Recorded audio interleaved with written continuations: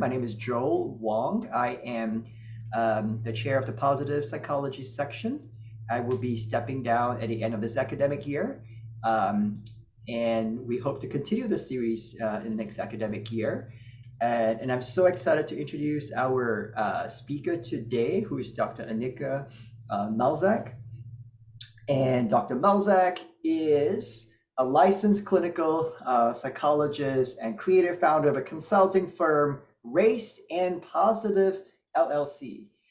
Through her consulting work, she combines a passion for social justice and positive psychology to help leaders and educators dismantle all expressions of racism, prejudice, and bias in their unique spheres of influence. Dr. Mulzac is an alumni of the American Psychological Association Summer Institute Minority Fellowship Program. And to learn more about work, please visit her website, which I will post in the chats. And today, Dr. Mulzac will be sharing with us the topic of using positive psychology to enhance racial dialogue. Over to you, Dr. Mulzac. All right, thank you so much, Joel. I appreciate it. And thank you again to everyone for being here with us tonight. I have a few slides that we'll go through, but certainly if you've got questions, comments, I'd love to hear them. You're always welcome to unmute yourselves. And if you prefer not to, that's fine. You can certainly put a comment or two in the chat and we'll engage that way. All right, let's dig into today's conversation. So this is a brief outline for today's talk. We'll do the welcome as we just did. We'll have a little bit of an overview about why talking about race is difficult, what positive psychology offers us, how positive psychology can help. We'll have an opportunity to put some of the things we talk about today into practice, and then we've got a closing activity. And we'll wrap up certainly with the question and answer if anyone has any for tonight. All right, so my first question, I'm going to pose this to you all. If you, again, feel comfortable, I'd love to have you unmute yourselves. If you rather not, you can certainly put your comment in the chat. But my question to you is, what makes talking about race difficult? And feel free to name things that you've seen, heard, or experienced yourself. So just because you say an answer does not mean you believe it. It's just something that perhaps you've heard or you observed others struggle with. So what are some things that come to mind that makes talking about race difficult? Anyone have a thought?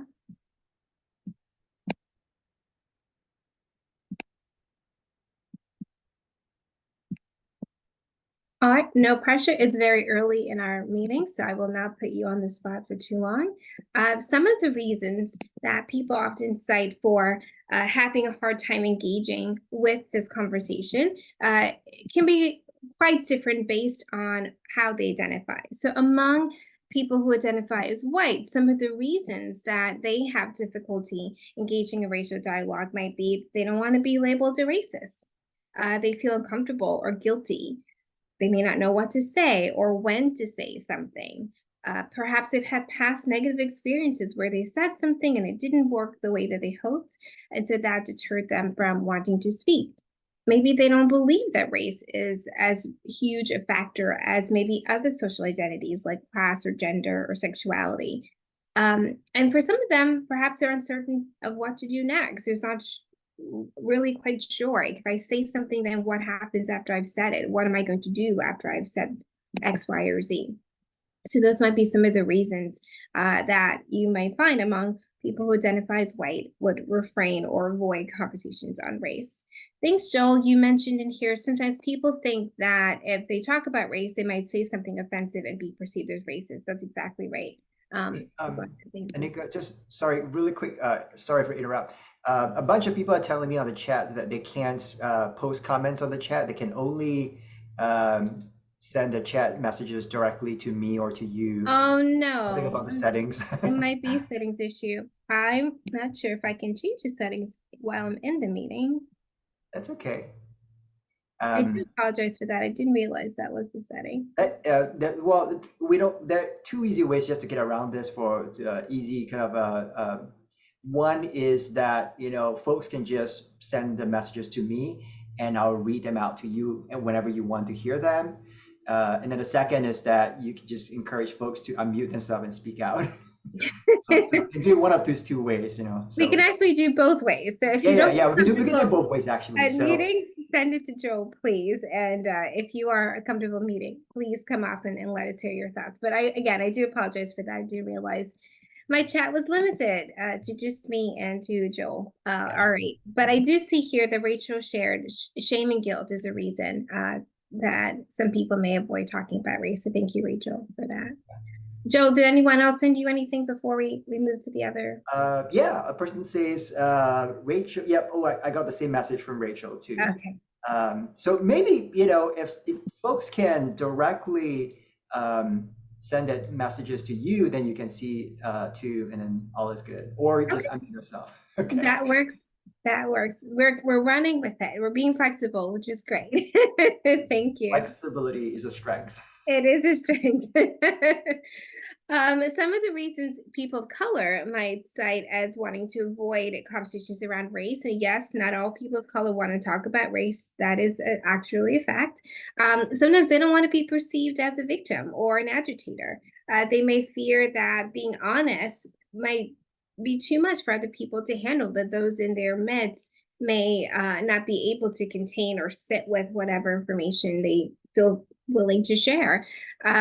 They think that white people are either going to check out or dominate, meaning that if they share something, then perhaps white people will not be receiving of what they have to share. And so just sort of glazed over looks, it goes silent on them, or maybe come in so hot about their perspective and their reasons and their beliefs that it just sort of like shuts them down, that makes them not want to engage in the conversation.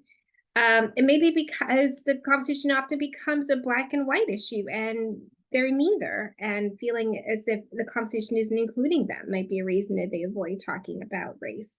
And also, they don't want to be a spokesperson for an entire racial group. There is no monolith among people of color, and feeling as if you have to speak on behalf of everyone is a very, very overwhelming, daunting, and not desired task. And that could be a really good reason that someone who identifies as a person of color may shy away from engaging in racial dialogue.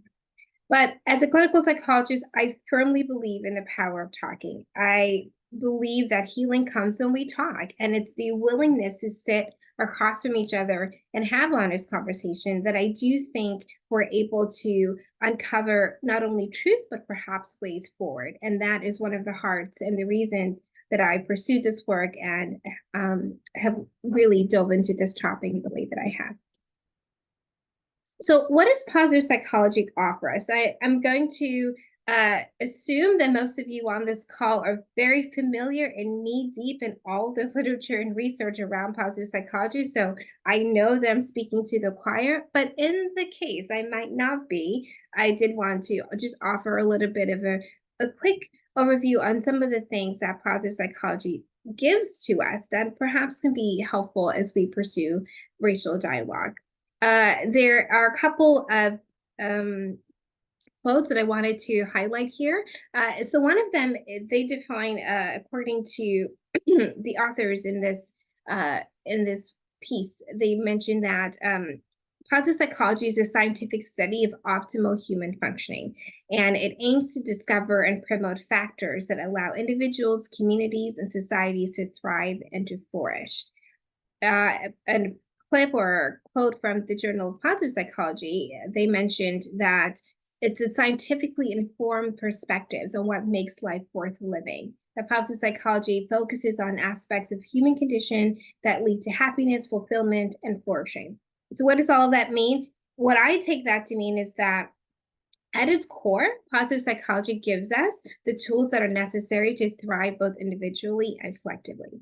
And when it comes to dealing with racism, discrimination, prejudice, bias, these are social ills that plague us. And being able to really utilize these tools that we have from positive psychology, we may be able to find ways of thriving, both again, individually as well as the collective people.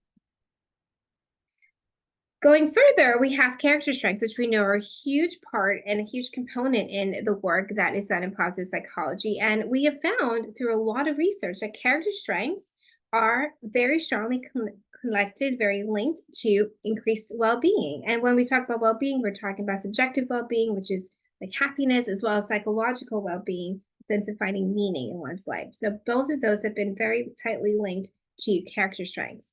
When we use our character strengths in an optimal way, meaning that the right level of strength for the right situation, we find that it's a protective factor against distress and it really promotes resilience. So, a person may be more willing, more likely to remain present and engage when faced with stressful stimuli when they're having an optimal usage of their character strengths. On the reverse, if there is an underusage or an overusage of it, meaning that there's an inadequate level of usage of strength with an inappropriate situation, then that tends to result in more depression, anxiety, and stress. And that will result in people being more likely to distance or avoid stressful stimuli or situations that feel overwhelming to them. So, when we kind of think of it in that perspective, perhaps by fostering more optimal engagement with and utilization of our character strengths, the stressful stimulus that is race based conversation could possibly be something that's less likely to be avoided as a result, right? So, if we're using our strengths in an optimal way, we're perhaps more likely to want to lean in, to want to remain, even if the conversation poses as something that is stressful or something that is not loved, right, by you. There's also the PERMA model of a positive psychology, which highlights these five fundamental dimensions, again, all shown to really foster well being.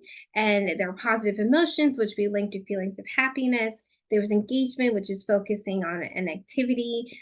There's a relationship, which is focusing on that social interaction. There's meaning when you're serving something much bigger than yourself. And there's accomplishment, this feeling of progress toward a set of goals.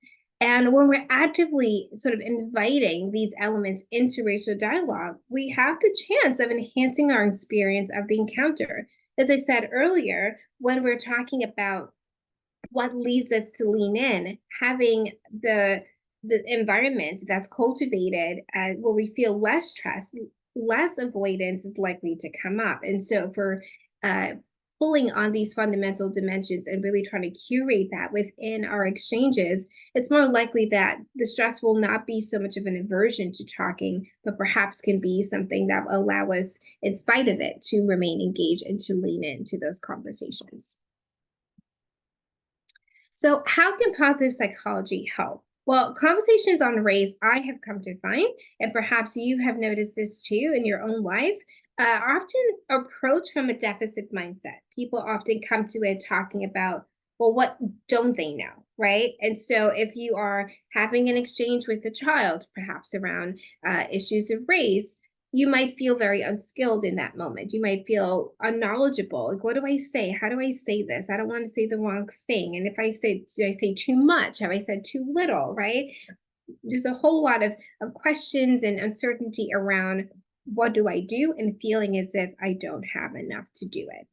And if we were to perhaps turn that on its head a little bit and maybe approach it from a strengths based mindset, which is, well, what do you know? And again, this is how positive psychology can help because we know at its core, it's focusing on what is right with us rather than what's wrong. And so, if we're willing to draw from those strengths, from the things that we already know how to do, that we already do pretty well, perhaps we can apply them even in a conversation that might be as hard for us as racial dialogue might be. So, when we're talking about identifying our strengths, right, we all know if you can take the VIA and that can help you to identify your top strengths, your top five, your signature strengths, and sort of recognizing perhaps, well, what are some general applications that I already make of my strengths? Well, how am I already using them? And if you are able to just do a little bit of reconnaissance on yourself, you'll notice that, wow, I've got the character strength of curiosity. And I already use that in my life in all of these different ways. If I meet a new person, I'm very curious about them. If I go to a new place, I'm very curious about that place.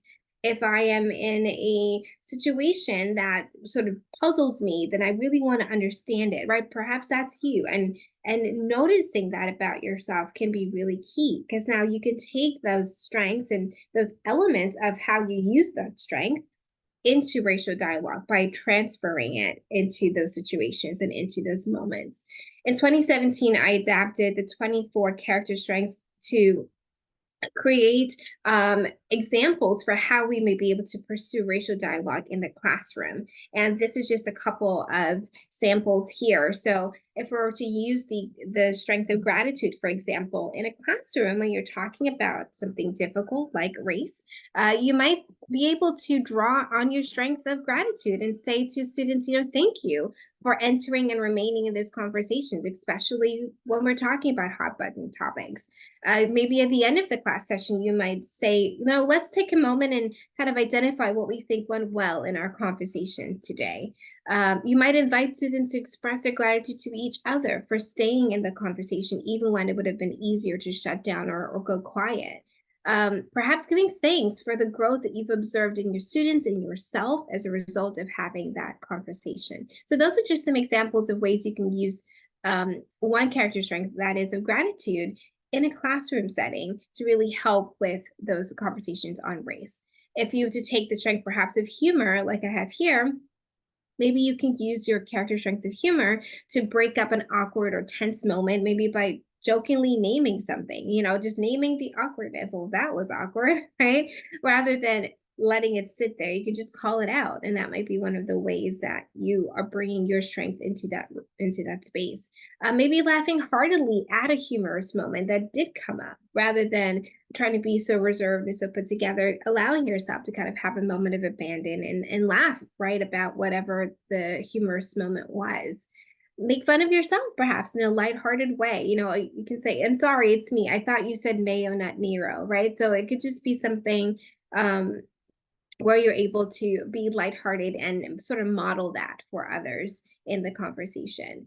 And perhaps being slow to redirect or shut down a moment of levity between your students. So if there is a little bit of humor that came up, rather than trying to turn it back to, this is a serious conversation, we're talking about something deep, allow that moment to sit and to be, because that engenders that positive engagement, those warm feelings, right? That happiness that allows people to lean in, makes them more willing to lean in. So I wanted to highlight these as just some examples of ways that you can think of what are my character strengths and how perhaps may I use them in conversations around race in the classroom. And we'll come back to this in a little bit.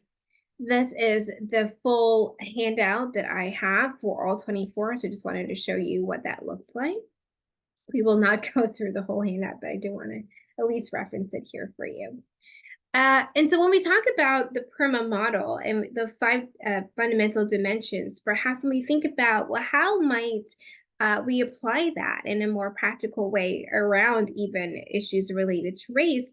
Well, if we're again talking about positive emotions, which again is the feelings of happiness, you can do a smile, right? Just smiling while you're having that conversation with that person could be really, really powerful. If you are familiar with the work of Marsha Linehan and DBT, you know that half smiling is an intervention that they often tout, where you just smile, you kind of raise the corners of your lips without showing any teeth. And it just calms your entire body and makes you feel a little bit more lighter than perhaps you were before in a very tense moment.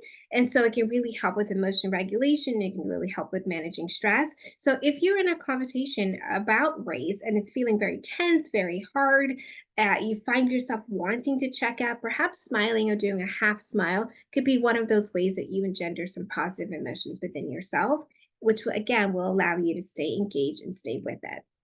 Engagement, if we look at that, which is focusing on an activity, mindfully attending to the moment that you're in, and that could be being more present focused.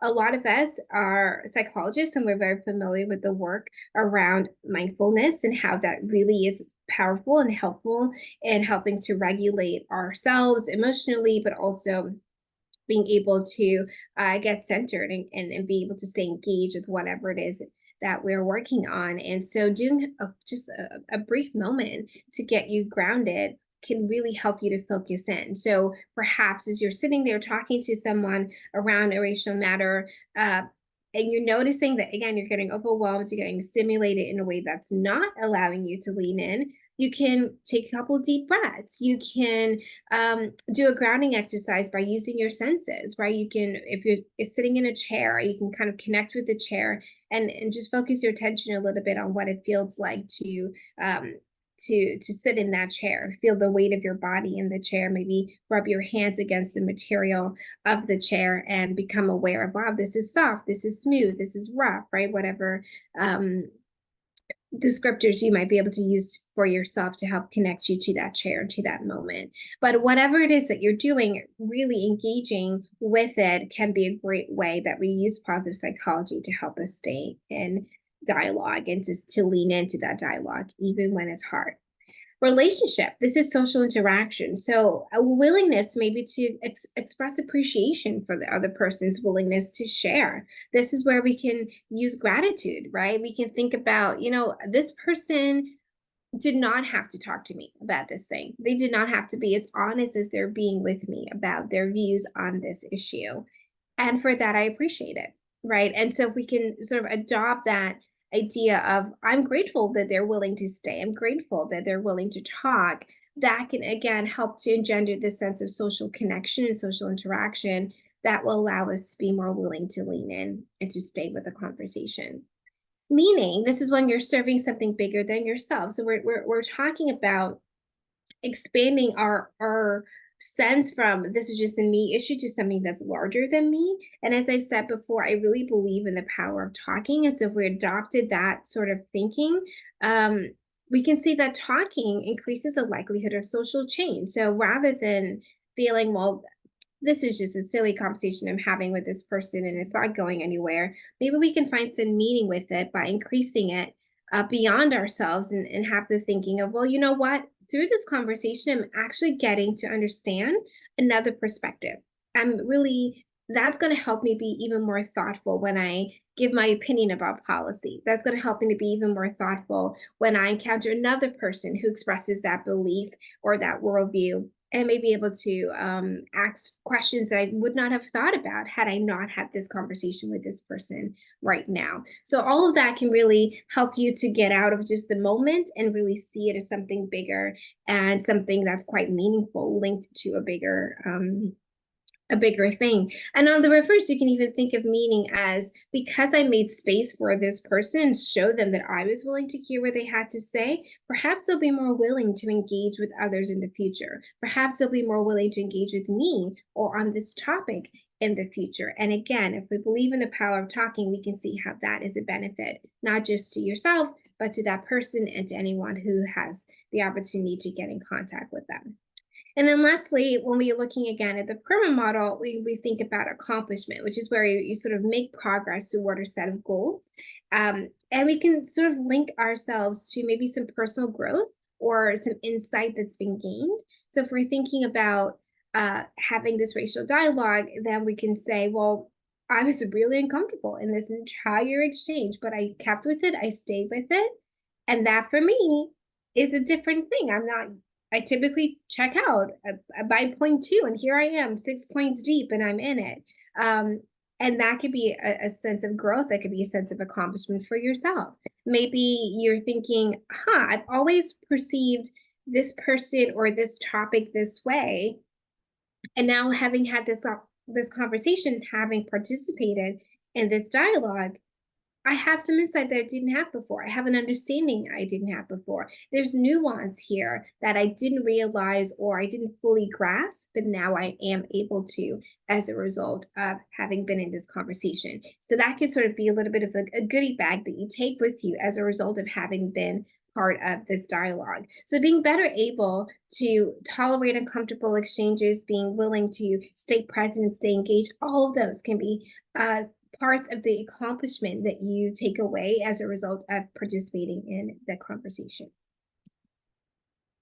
So we've gotten to the point of our night where we're going to try to put some of this into practice. So hopefully you feel a little bit more warmed up, a little bit more comfortable, either unmuting yourselves or sending messages directly to me and or Joel. But I wanted to share just 2 case examples that we can perhaps think about how we might apply either the character strengths that we talked about before or the PERMA model. So this first example is around using character strengths.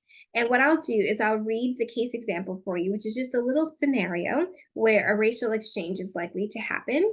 And I would love it if you can tell me, again, in the chat, or if you feel comfortable unmuting, just perhaps how you might engage in that conversation using your character strengths, right? So the first example that we'll use is you in the role of being an educator. So you're teaching a literature class, and during an open discussion, on the content of one of your students refers to a Black character in that book that you're reading as benefiting from an affirmative action policy to gain promotion. The student expresses belief that the promotion was unearned, and the character seemed ungrateful despite receiving this special privilege. So here you are, you're the professor, you're the teacher in this classroom. The student has just expressed their views on why this Black character in this book, this novel, was undeserving and ungrateful for something that they believed was unearned, which is a promotion. And they're citing affirmative action as the reason that that character was given that promotion. As the professor, as a person in this scenario, you're wanting to engage in a conversation with the student about their perspective, about their view. What signature strength, character strength might you use? And how might you, based on how you've used it in the past, apply it in this exchange? So if you are, again, able or willing, I'd love to hear your thoughts on what character strengths you would use in this scenario if you were the teacher, and how has that strength served you well in the past, and how do you think it might help you in having that conversation with your student?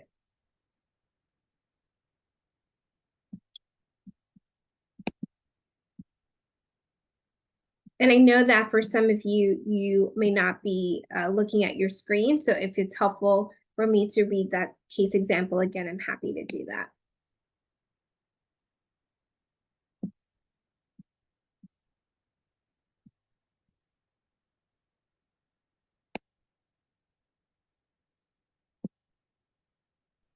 And Joe, go for it, please. Yes.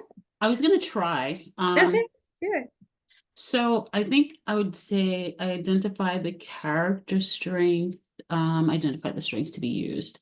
Using your character strengths, okay. I think I would look at the strength of engagement.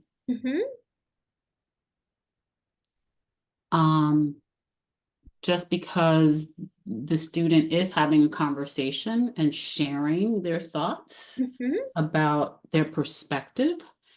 And so that engagement allows for some level of conversation.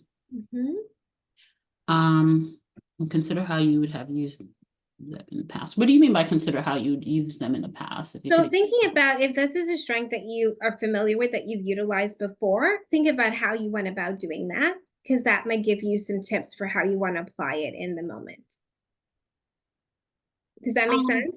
I think so. I think if I'm understanding it right. So in terms of engagement, I have definitely used that to inquire, ask questions, kind of help understand and elaborate like where people are coming from. So trying to get more information to better understand someone's perspective, even if I might not agree with it.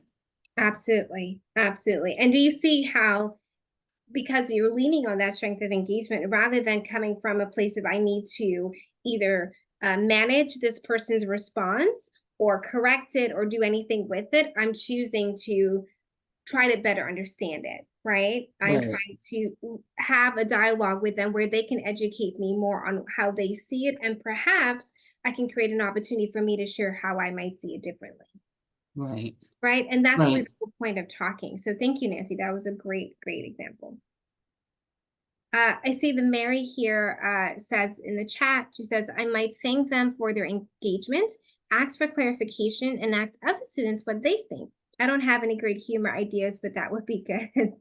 Yeah, thanks, Mary. I appreciate that. And it kind of similar to Nancy leaning on that character strength of engagement, but also really trying to be community minded and invite the other students in the classroom to participate, as opposed to having it just be a one-to-one exchange is a really good idea. Anyone else? Other thoughts for how you might identify character strength, think about how you've used it in the past to help you, and then apply it. Go for it, Joel.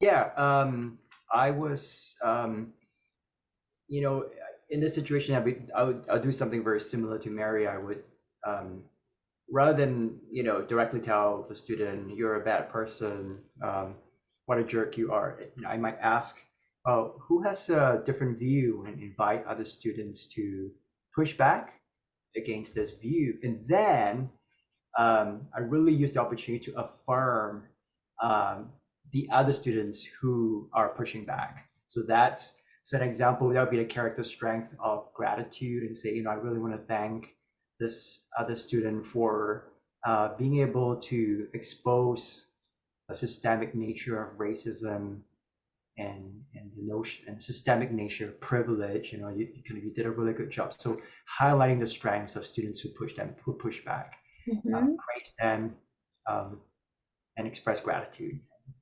Yeah. I would even add in there that I would express gratitude to the student for saying the undesired comment. Only not because I agree with it, because I don't, but because it took some guts to sort of say what they said, but also that tells me that they felt a sense of safety in that space to say what they said too. And I don't want to erode that safety for anybody. So I'm happy that they're willing to share their thoughts, and we can acknowledge that that thought may not be fully well considered given all the facts about systemic racism and how things actually work.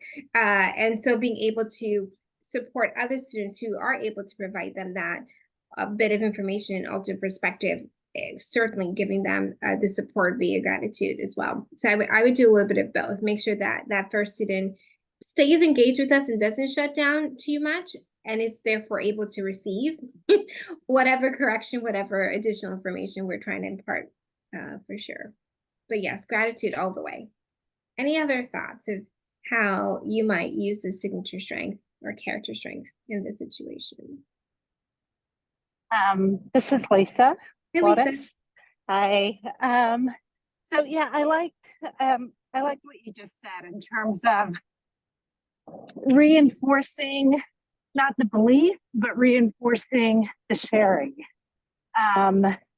And seeing that in a positive light, and that the room can welcome multiple perspectives, even if I think I try to not assume that students hold that perspective. Maybe they're sharing perspectives that they have heard, or that people in their families have expressed. And so I find the environments where there are multiple perspectives, especially the ones that I don't agree with, being raised in the classroom, because I think that it prepares our students to better be able to confront and address those in their own work situations or in their own daily lives. So I think I would convey some sentiment of just the courage or bravery of all students, that student, but also any other student that contributes to the discussion and dialogue on this. So yeah, that's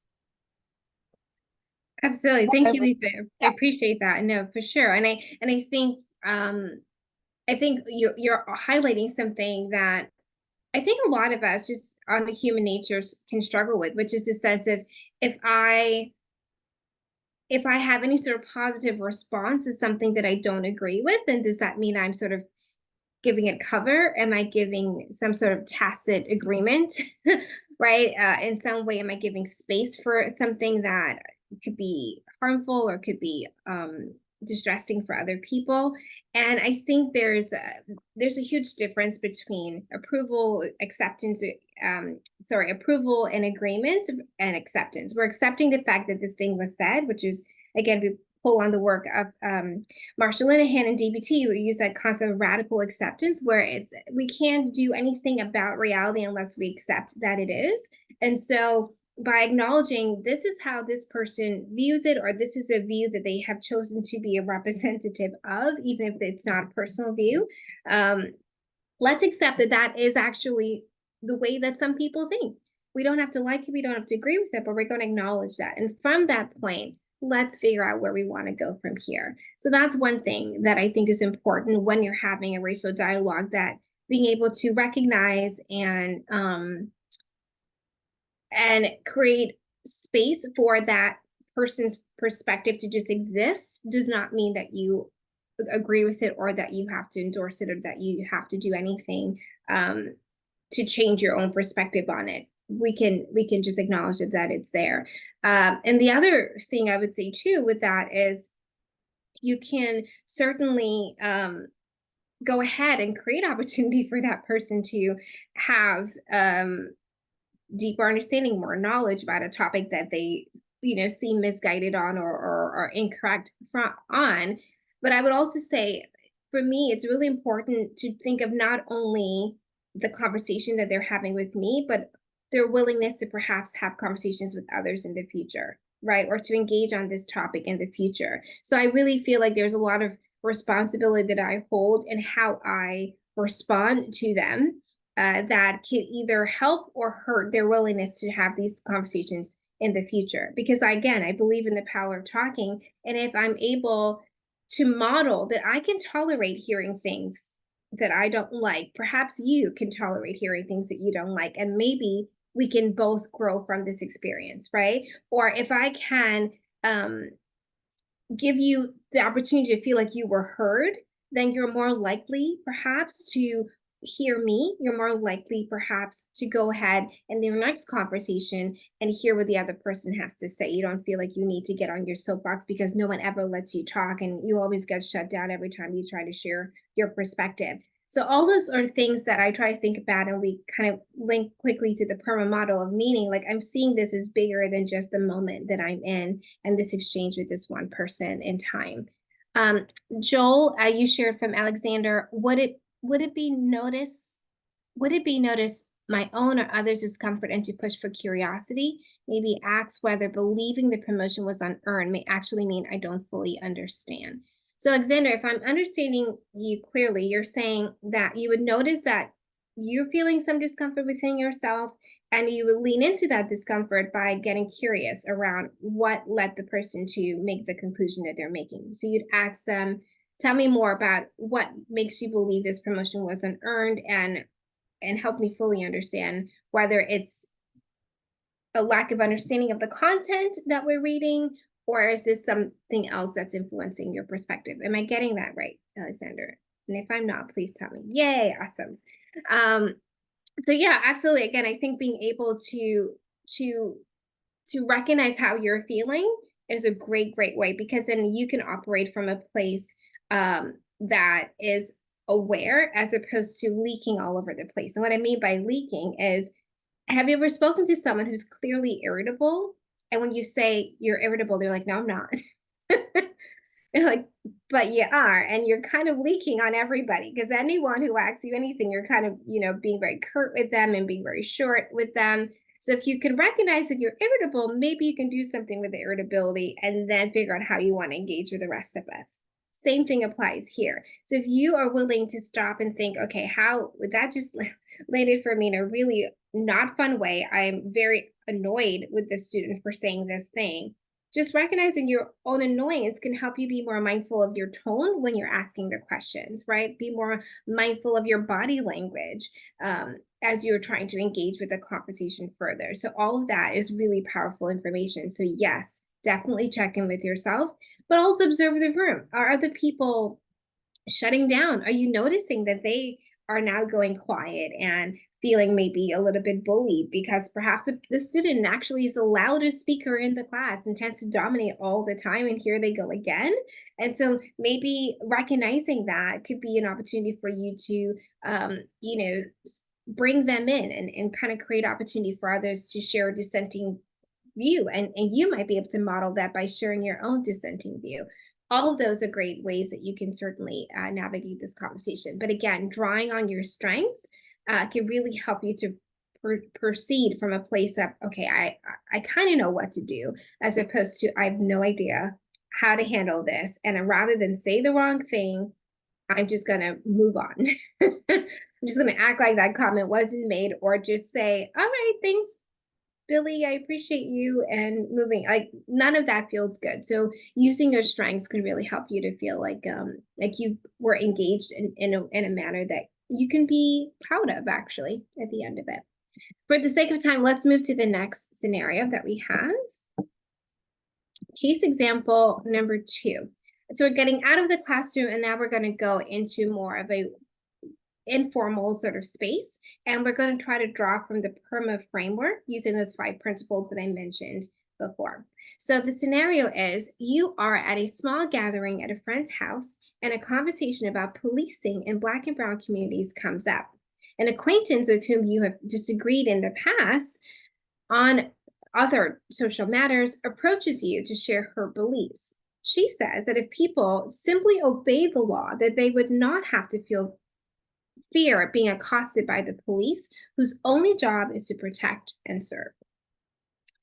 And so in this exchange with this friend, and I really should call her an acquaintance because that is how we framed her. But so in an exchange with this acquaintance, if we're going to use the framework of PERMA, where we're going to try to engender positive feelings, we're going to be engaged, we're going to use that relationship, social interaction, we're going to find meaning and some sense of accomplishment, how might you do this in this exchange? If you were in this situation, how might you go about getting some positive feelings?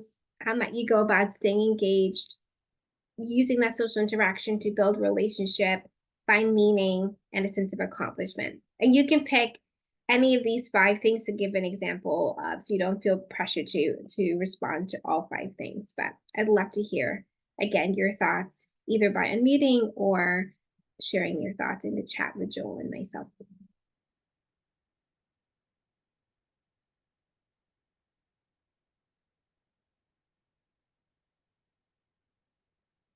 And again, happy to read this if those of you who are just listening on audio would need to hear the scenario said all over again.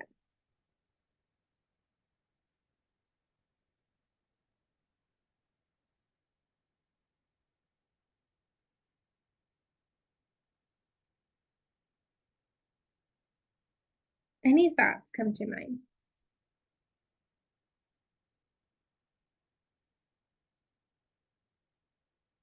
Well, one thing I would say in terms of engendering positive feelings, if this is a person who has in the past been someone I've had disagreements with, or and the case example doesn't say that those disagreements were verbalized, maybe it was just more of like an internal awareness that you disagree rather than stating it. But either way, if you're aware that, okay, I've had disagreements with this person before, they're saying something that I am yet to disagree with, again, perhaps you can engender positive feelings with using the half smiling technique that I mentioned earlier, right? Where you're noticing the tension is rising within you, you're feeling a little bit irritated or frustrated with them, and just kind of, again, allowing the corners of your mouth to go up. You're not showing any teeth.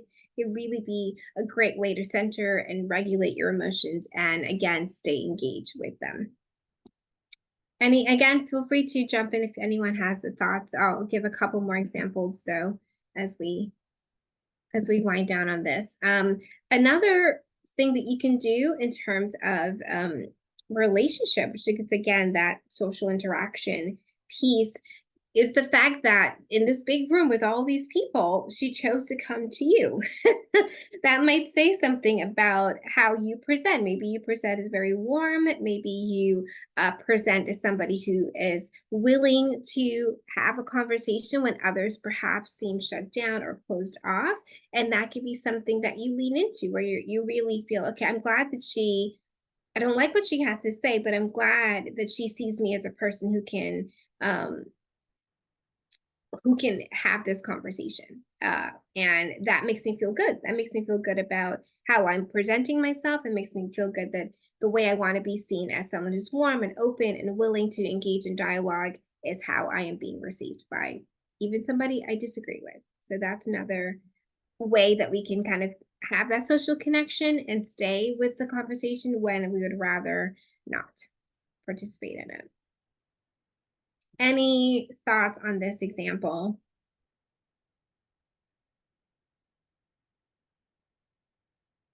All right, if you do, feel free to come back and share your thoughts with us, but I'll move on for the sake of time. So I wanted to close out today with a mindfulness activity. And as I shared before, mindfulness is a great way of staying engaged or staying present, but it also helps us to connect with ourselves and allows us to manage some of those tensions and stress, frankly, that is very prominent when we're having racial dialogue.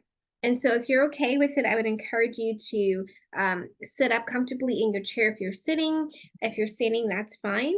If you are willing, you certainly can go ahead and close your eyes. If you prefer not to, that's fine. You can pick a spot anywhere in front of you on the ground in your lap and just focus on it.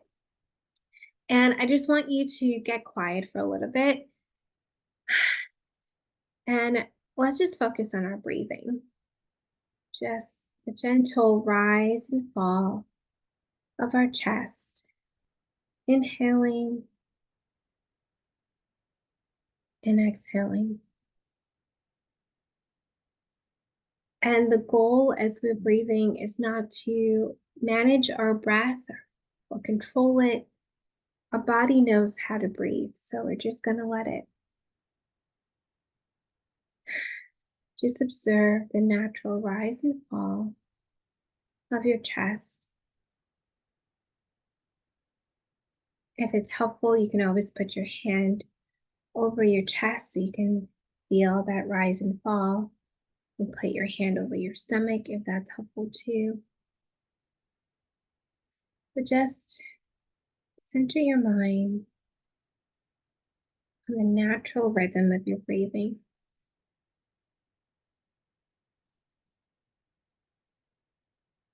And as is typical when we do a mindfulness exercise, our minds will wander. That is completely fine. The fact that you have recognized that your mind has wandered means you are actually being mindful. So just gently bring your attention back to your breath, back to the rise and fall of your chest or your stomach.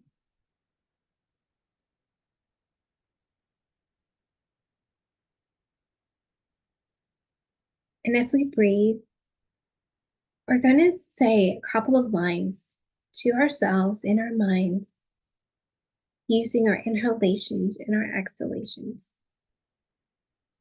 So now when we inhale, say to yourself in your mind, I give to myself loving kindness.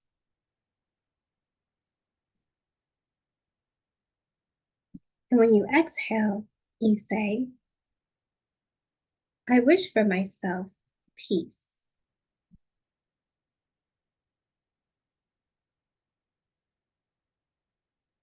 So just taking a few 30 seconds to a minute as you inhale and exhale.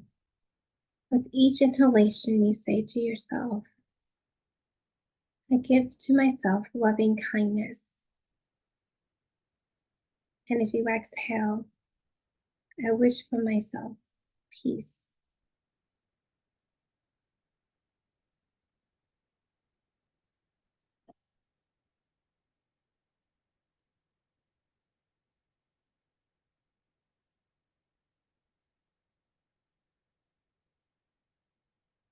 Now turn your attention to someone that you love. You can bring them to mind. Perhaps you can see their face smiling back at you. Now with that picture of that person that you love in your mind, say to yourself as you breathe in, I give to you loving kindness. And as you exhale, say, I give to you peace. Again, we're just inhaling and exhaling naturally, saying each line with our inhalations and our exhalations. I give to you loving kindness. I give to you peace.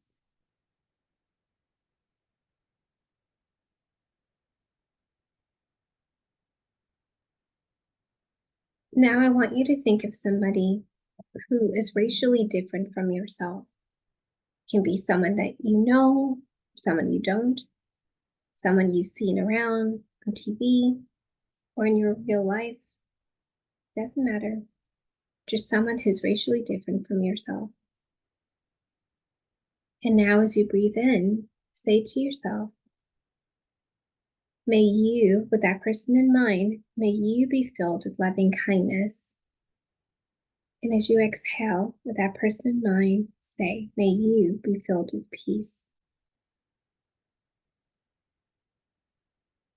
Again, holding the image of that person who's racially different from yourself.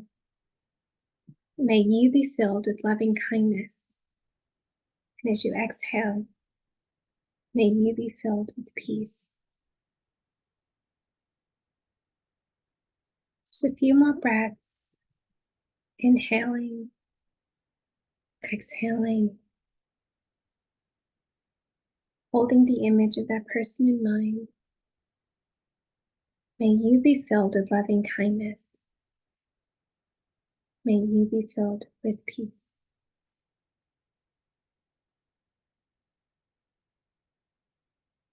And let's now all together take one collective deep breath, inhaling through your nose and exhaling through your mouth. Whenever you're ready, you can open your eyes or break your gaze and come back into space with us. And if anyone's willing to share what that was like for them, I'd love to hear it. So again, welcome to unmute, or you can certainly put your thoughts in the chat to us.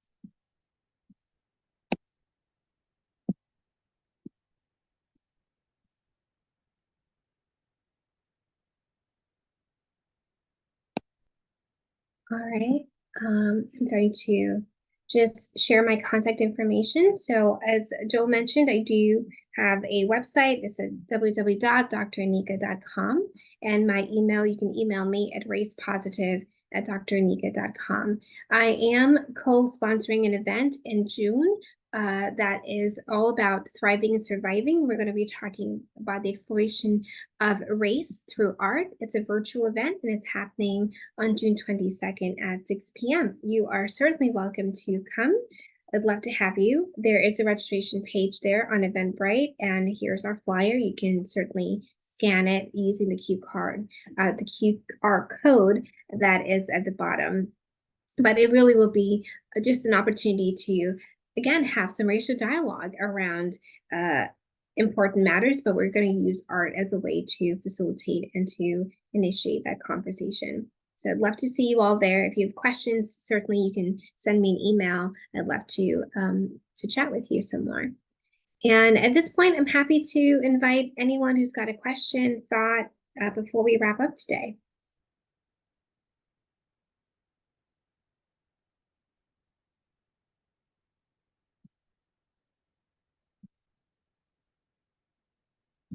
Did receive a chat from, let's see, hold on. I got some messages I'm trying to read. Vic said, oh, sorry, thank you, Joe, for setting Vic's comment. Vic said, positive feelings, recognize the benefit of recognize the benefit that they feel comfortable coming to me with their thoughts. Something that I agree. Vic, that's really, really good.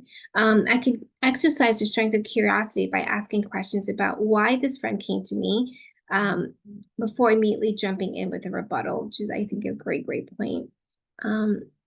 Mary said that, oops, come on. Mary said this is a hard one. Let me just go back. It makes me want to have some data to share. Yeah, I agree. You're all very welcome for this, for your kind comments. I appreciate it. And I certainly am happy and willing to continue this conversation with all of you if you are interested. So feel free to email me. Again, you're welcome to come to our event on June 22nd. But it's been delightful having you all here, and I hope you have an amazing summer. I know lots of people are winding down for the semester, and I really do hope that you have some moments of levity as well as some hard conversations on race, because I think it's always a good time to talk about important matters like race. All right, have a good one, everyone. Thank you again, and we will see you at the next one. Joel, any last words?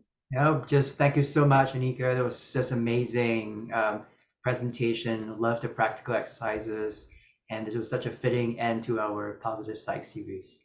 Thank you. Amazing. My pleasure. My pleasure. All right, everyone, have a good night.